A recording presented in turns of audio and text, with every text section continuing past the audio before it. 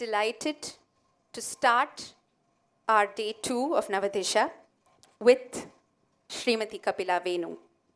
I will just take 1 minute to set in context what our discussion today will be about. Today we discuss hastas and vocabulary used in Indian classical dance. It is our belief that these hastas are not merely a static dictionary. Gestures have evolved over time to allow the dance form to continue to reflect relevant thoughts, ideas, and concepts in society. This dynamism in the evolution of the knowledge system has certainly somewhat been subdued in recent times. Can we create an exercise today to analyze this, to develop fresh vocabulary, to look at what was handed down to us with a fresh perspective? And I'm absolutely delighted that Srimati Kapila Venu has agreed to be our opening speaker. Thank you very much. The floor is over to you. Good morning. I would like to start by expressing my heartfelt gratitude to Apurva and Navadhisa for bringing me here. And I had also been on a very long break because of health issues, and I was very reluctant and thinking about whether or not to travel all the way to Chennai.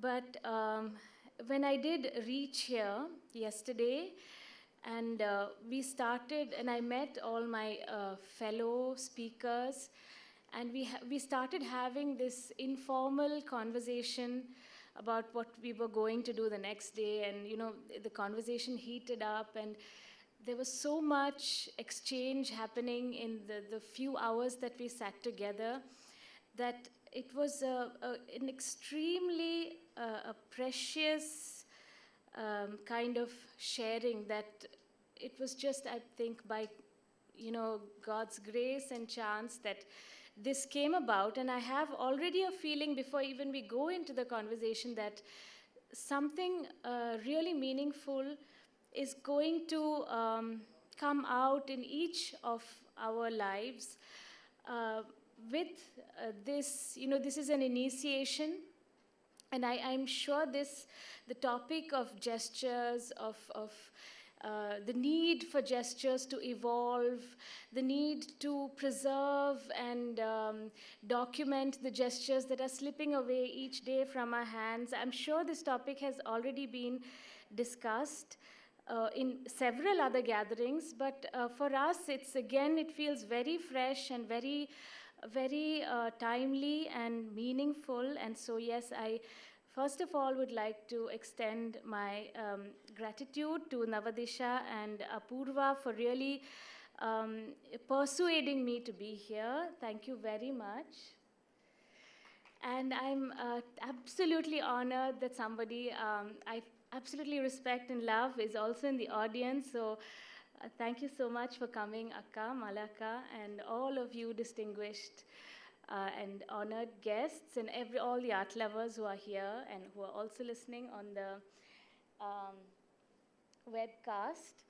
So I have it all written down, and I'm very forgetful, and if I fumble, please forgive me. I'm not, I have to excuse myself. I am not at all a scholar. I'm more like somebody who practices, but and this morning I met somebody who I was desperately preparing something and trying to organize my thoughts, and Deepaka, a dancer in whose house I'm living, she came into the room and said, relax, Kapila, just be you. And so I'm trying to be, and just sharing my thoughts and my experience, the little experience that I have. So recently I went back to a book that I really loved very much from a French scholar called François del Sarthe. And I went back to the book because actually he was a pioneer in the European tradition for codifying the language of their theater, and some of his thoughts really resonated with me and many of my questions. So I'm just beginning by quoting some things that I very simply said, but very profound for me. So it's a very simple question. Why do we use gesture? And why gesture? So, of course, we all know it, but just reminding, he says, the true aim of art is to move, to interest, and to persuade. And persuasion is the office of gesture. Gesture is more than speech. It is not what we say that persuades, but the manner of saying it. The mind can be interested by speech, but it must be persuaded by gesture. So, we are persuading our rasikas, this is mine, our audience, to move with us to another world, space and time. Basically, our own word, abhinaya, literally means to lead to another space, another world, another time. And just as I was preparing for this conversation, initially I felt like I'm going to open my session by saying that I'm very proud. I come from a rich tradition, Kudiyatam, which has, to my knowledge, the biggest repository of gestures. We have it all sorted out. And we can translate any text in Malayalam or English and maybe even other languages into gestures. And we even have grammatical nuances and gestures for all the vibhaktis, the vachanas, and everything.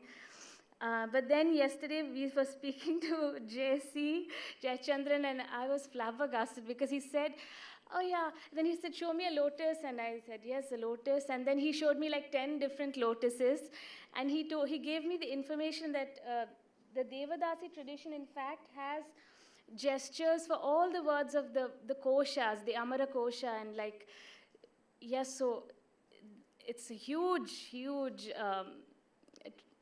collection of gestures that are scattered all over. So yeah, I left that out of my speech. And of course, we also have to accept that, we have to appreciate that the American Indian tradition has hand gestures, the Mayan tradition has hand gestures, tantric practices in parts of the world have gestures, and basically gesture is human language of the human soul, and yes, it's universal, but of course in southern India, Tamilagam, I would say, or southern India, we have a especially huge, enormous repository of codified gestures, and we are not paying enough attention to it, is what I was wanting to say from the beginning. Coming to Kuthu and Kudiyatam. So I come from a tradition of Kuthu and Kudiyatam from, now you can say Kerala, but geographically we were differently, set in the ancient times. So Tamilagam, we can say.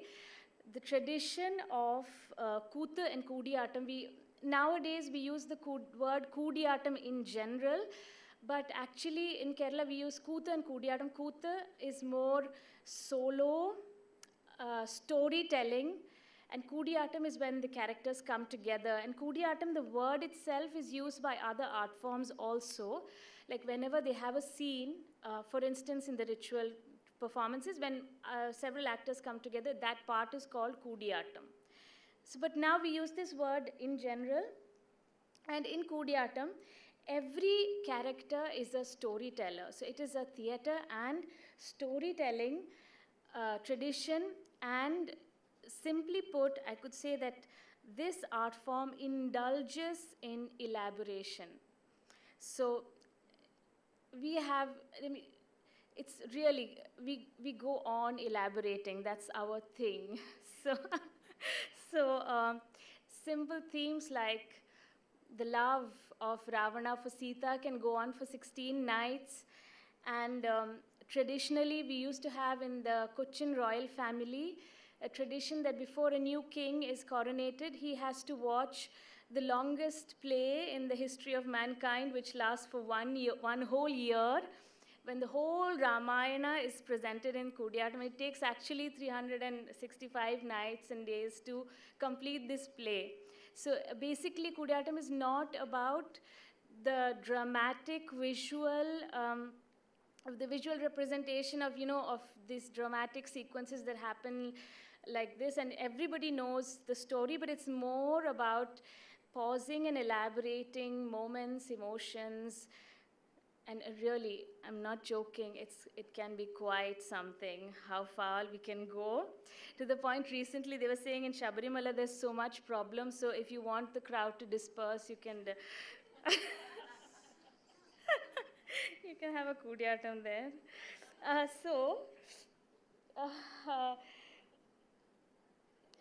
we follow something called Pragaram. So we have an acting manual. So every Kudiyatam play has two manuals, Pragaram and Kramadipika. And Pragaram is the actor's manual, and Kramadipika is the stage manual with all the directions on what should happen, how the scenes are placed, and what are the props, and how much the actor should be paid, and all these things come in Kramadipika. And Pragaram has all the details of the acting. So coming to gesture,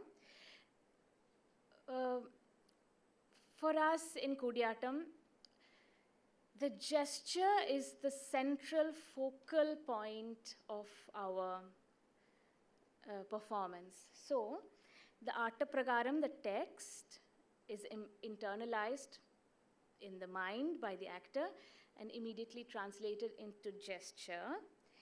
And every other part of the body, the whole choreography, more or less, is set or is composed, choreographed in a way so that the gesture is projected. So the movements are quite discrete. We don't have any elaborate patterns, like very few movement patterns. In all of them, the basic rule is that the movement should not overtake, it's all about projecting the gesture. And we take, for us, when we study a new text, we always use the word kaigattuga, which means we are going to class and practically doing the text, but it's called kaigattuga because kaigattal is the most important part. So we use the body and most specifically the eye.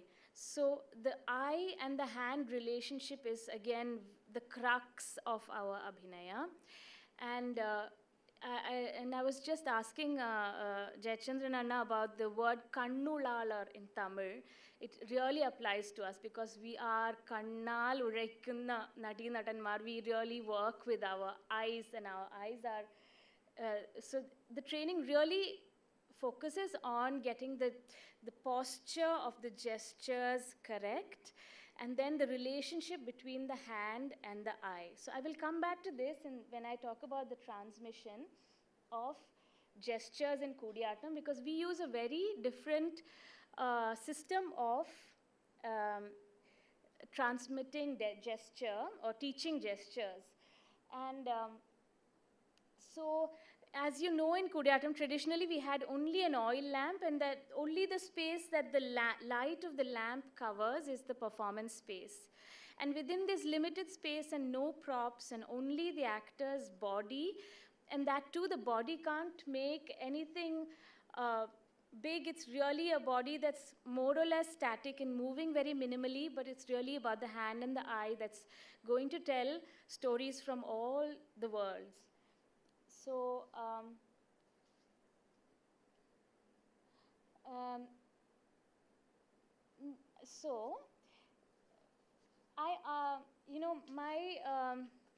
was thinking, I was thinking back to the days when I was studying and wondering why I never questioned my master on why do we use gesture so prominently. Instead of why are the words not just supported by the gesture? Why is the gesture so prominent? But I never dared to ask that question because I expected that if I did, I would be like thrown out of the window like the Zen master did. And but then I did later ask my father the same question. It's a simple question again, but I think it's relevant to ask because gestures are, again, in a sense, superhuman. It's the language the tantris use to communicate with the gods. It's extra daily, put in the Western language, in Eugenio Barba's language to be precise. It makes a regular, normal, daily body extra daily. So it transforms a very normal body into something so extraordinarily strong that again it persuades that transportation into another world. And so I also have another question that I'm coming back to later on on whether all gestures are understood by an audience. Do they need to be understood? Does every gesture that the actor performs? So many of the audience have posed this question: why do you work so hard? Or why are you so precise about your gestures? Who is going to understand? And anyway, hardly few people follow your gestures. So who is the gesture really for? Is it only for the audience? Or does it serve a purpose to the actor's conviction about the world he or she is creating? If the actor does some cheating in the gesture, will his or her world fall apart? And these questions are there. And so, then we were discussing yesterday on gesture. So I said, JC said this, it's not mine. He said, so when you do a gesture for tree, it's not just the tree, it's the tree, it's not the tree, it's the tree-ness, he said.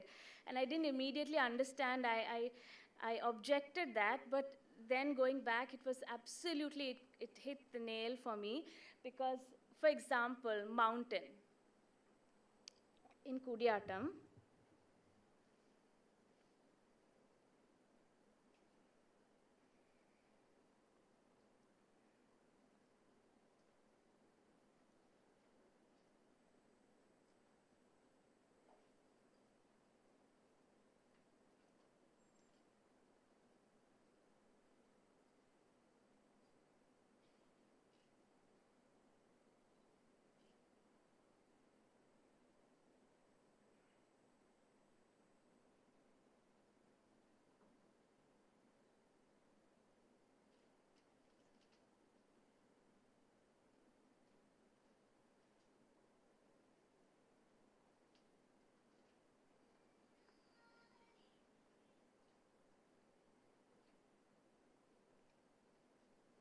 so this is not just the shape of the mountain, but ideally well done. This should embody all the mountainness, the qualities of the mountain in the gesture. And please do stop me if I'm being too random. Am I being clear enough? So, okay, thank you. Going from here, I'd also like to explain one more thing. The structure of gesturing in Kudiyatam. So, Kudiyatam, many of you already might know, some of you might not. It is the tradition of presenting Sanskrit drama on stage. So we have plays by Harshavardhana Bhasa or Shakti Bhadra Neelakantha Kavi. We have the text of the play, and the whole play is not performed. Only one act of a play becomes a play in Kudiyatam. And so the text is, this is how we elaborate the text. So, Cholli Katti, Chollada Katti, Anvaicha Abhinaichu, Uttarardham Cholluga, we say. So, Cholli Katti means reciting the text and gesticulating each word of the text together with the chanting. Cholli Kattuga. Then, the same gestures of the shloka are done once again without the shloka so that it can be more pronounced and properly done, because chanting and gesticulating together is not perfect enough. So challada kati, it's repeated again. Then anvay cha abhinayikya. So in Sanskrit we have this system of you take a shloka and you make an anvaya, means you break it up into important, you take out the important words and you put it in sequence and elaborate the meaning. So the important parts that have to be enacted are only those parts are chanted, and then the elaboration of the text happens. So for example, if it's Bhima going through the forest and he sees, it's a very famous Abhinaya portion in Kudiyatam, Ajagara Kabalitam, where he sees a Malambamb, python swallowing an elephant, and simultaneously the elephant being attacked by a lion, and this elephant struggling in between the lion and the python. So this is a very important piece of acting in Kudiyatam. So he elaborates on this. So the one word in the shloka is then broken down, and each part of this whole scene is very elaborately enacted. And when that is over, Uttarardham Chola, means this last two lines of the shloka are repeated, which means that the actor has finished acting that part. So this is the whole, the process. And, or if it's a small text, which is not, doesn't have much to be elaborated, which is not a shloka, maybe just a churni, then it's again recited, gesticulated and re-recited again. So very traditionally, every part of the text needs to be so elaborately enacted. And let me tell you now, we do not follow this system all the time because of several reasons. One is time. The other is also because, in a way, it was very systematically done, but it at some point the elaboration becomes somehow overdone to the point where it's more done in order to preserve maybe the text, the tradition, and the system than for the audience. So like Jayachandranji is actually going to elaborate on this issue, this topic, but really about what he rightly said, art forms being more than performative, also knowledge systems. So coming to transmission, how much time do I have? 10 minutes. So coming to the transmission of gesture, we do not follow a system of teaching the children the names of gestures. So until my guru, Guru Ammanur Madhavachakyarashan, he was also one of those who would not have known the names of the gestures according to Hastalakshana Deepika, which is the text that most of the Kerala traditions look onto. We have something called Ramayana Samkshepam. So we teach children the gestures through storytelling. So a child is taught to tell the story of Ramayana from the beginning of Surya Vamsham until the moment where Sri Rama walks into the Sarayu, attains Samadhi and goes back and reclines on the serpent with Lakshmi and Dhatri. And the whole story of the Ramayana, which takes, if you do continuously, maybe 4 hours or 4.5 hours to complete in one stretch, the child is taught this entire Ramayana Samkshepam. So once a child studies Ramayana Samkshepam, 90% of the gestures used in Kudiyatam are covered in it. So Ramayana Samkshepam is actually used for teaching, but it's also part of a performance called Anguli Angam Kuthu, which is a ritualistic performance performed in the temple. And so I can just show you like how it goes. So the child first learns the text. Engilo Panda Surya Vamsham Undai. Long ago, the sun Surya Vamsha existed. Engilo Panda.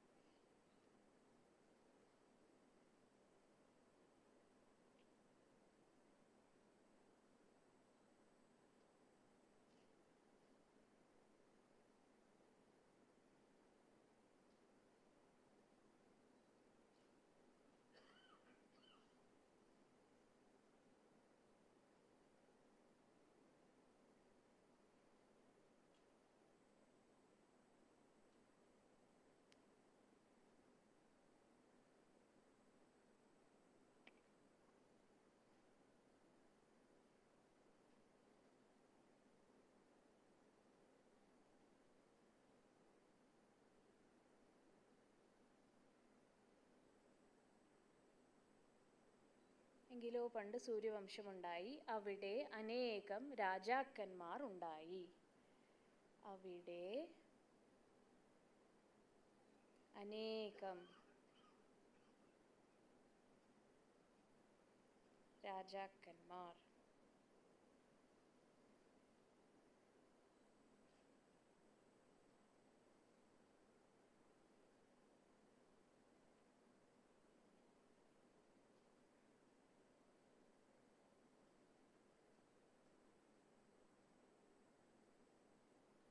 ഉണ്ടായി.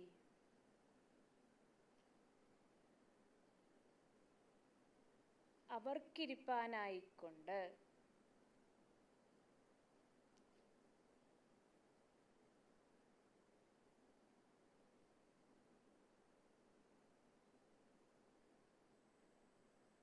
Ayodhya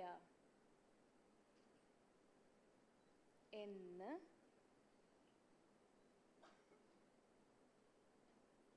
പ്രസിദ്ധമായിട്ടൊരു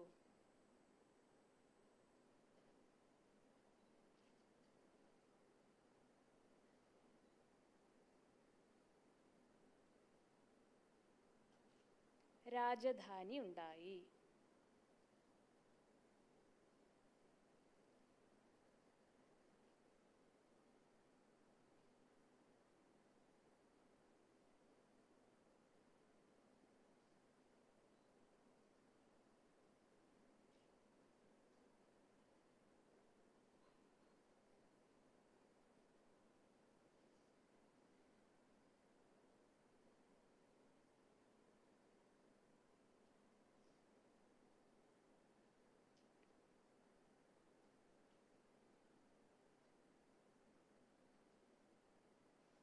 So like this, the whole Ramayana, if the student learns, more or less all gestures are included. And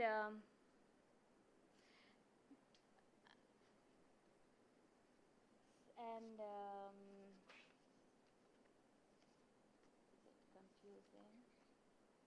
Yes. So just a few things. When we do gesticulation, it's like some of the most important rules. One, Maril Udungiya Mudra. Mar means this part of the body. So always for Kudiyatam, that's why we were forbidden from watching anything else, any other art form. Kudiyatam actors were forbidden from watching Kathakali or any other art form traditionally, because the masters were afraid that we would tend to make our gestures in any way bigger than our frame. So everything, so the first shoulder, elbow gesture. So if you pour oil on your shoulder, it should flow down to your hands and one span away from your body. And so all movements are like more or less around here and sometimes up around the head and very seldom down also. And every gesture should begin and end at the lamp. So we have a big oil lamp with flame. So every gesture is, no gestures ever directed or made eye contact with any member of the audience. Everything, the story is towards the lamp and the audience meets us at the lamp. And so every gesture begins and ends at the lamp. And we never, though we say yato hastas tato drishti, we never look at the hand directly, never ever in Kudiyatam. We look only in the direction of the hand or a little bit in front of the hand, but never on the hand.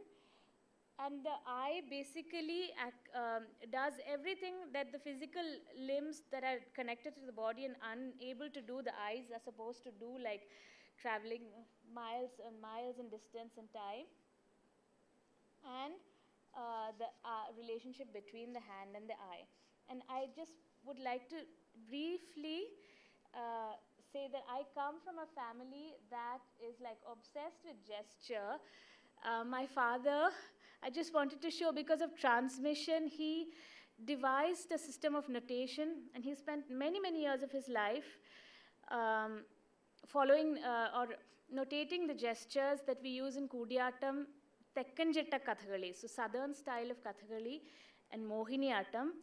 And so he he has found this system and he's notated more than 1,000 gestures.